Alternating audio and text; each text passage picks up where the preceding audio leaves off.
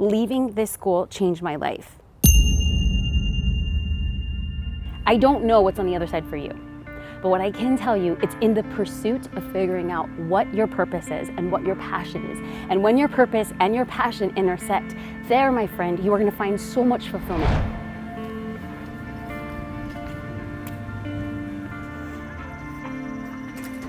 Okay, so the doors are closed, but behind this door right there in 1447 was my civil procedure class, where the teacher would just come at you and keep on asking you questions as if you, the student, were under the law professor's thumb, and they wouldn't relent until you gave a satisfactory answer.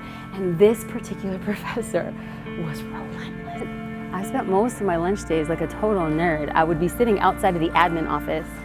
I would literally pack my lunch, and I always felt like I just had so much more to learn and I had so much more to read, and I was just like a little bit slower than a lot of the other students. And so during my lunch breaks, I would make a quick sandwich, have some fruit, and then just spend my time reading on steps. I think it was probably the scariest day of my life, but I wasn't scared. It was just something I knew that I had to do in that moment, and like it just couldn't wait. I literally woke up in my apartment. I lived in an apartment here on Veteran. I woke up in the morning and I was like, I'm going to law school. And between the bus ride between my studio apartment and these doors, I realized I can't be here anymore. Like something in my life is shifting. I was a total loner. Oh, totally. I mean, there was a crew. There was this one really smart guy. And he was from the East Coast, and his dad was a lawyer, his grandfather's a lawyer. And so they would sit around and have conversations like when he was a kid. Like I didn't even have that life. I'll never forget the word that I learned here. We were talking about this, and some guy walks into the library and he's just like, oh, well, did you see that brief? Like the pagination didn't match. And I was like, pagination,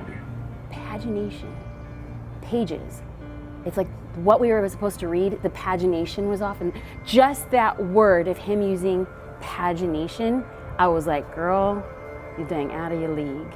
So I think it begs the question to ask, like, was I afraid? Yes.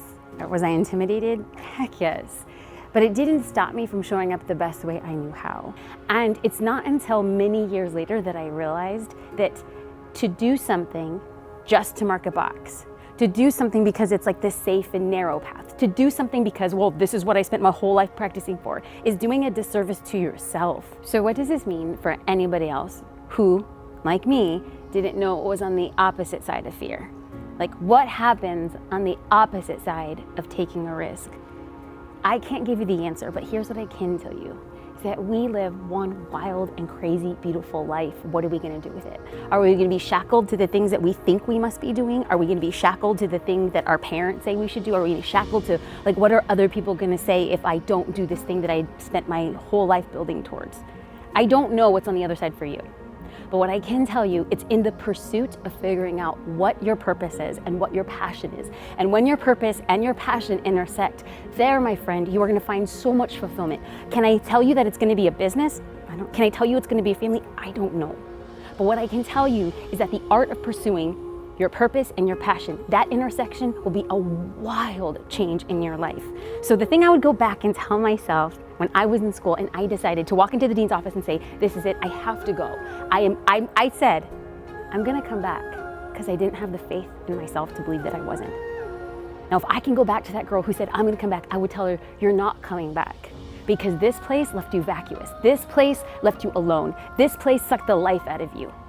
So what I would tell her again is run and don't look back, because this place served you for what it was, but it is not your destiny. Have the courage to make the decision today that you are going to use your life to do something wild and magical, something that gives you life and that you can give to others. That is what I would tell her.